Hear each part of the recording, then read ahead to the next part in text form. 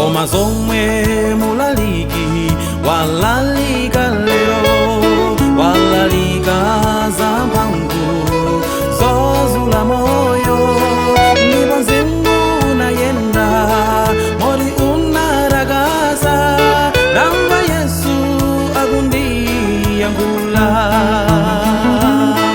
mene amasandulira malemba m'bukumo, kala ngati iyeyo ankalemba nawo, ndipo sindikukayika kuti ndiwosankhira ndi mwini Yesu Khristu.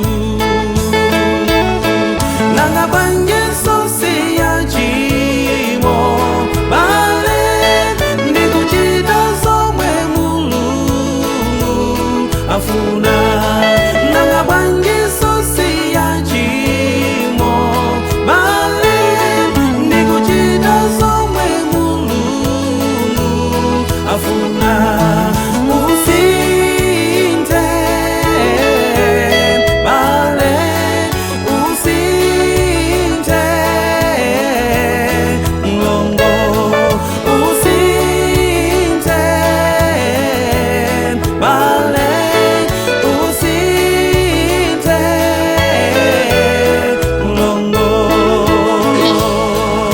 Mzimu wa Yehova unavala Gideon, ndikuti Gideon anabisika mkati mwa mzimu wake ngati mbalame za nchokocho mene ayimbira, akuyimba mokondwa mopokolezana, akuyimba mwaluso ndipo mosangalala, kuyamika mulengi watu. Nanga bwanji sukusintha ungochimwirabe, ifa lelo padziko ikutamanga, odala ndiwo amene amva mawu a Mulungu namachita mokondweretsa Iye.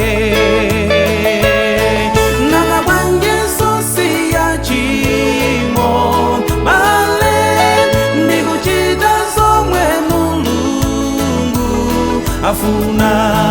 Nanga bwanji sonse ya chimo bale ndikuchita zomwe Mulungu afuna.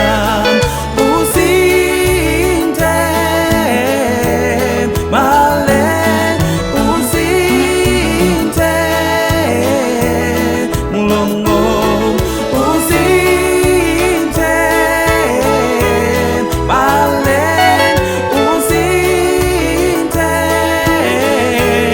mulongo. Koma mwali lero mzimu nde unayenda menalalikira ine kusunthika nde mwasintha inuyo walero utakukhudzani mwasintha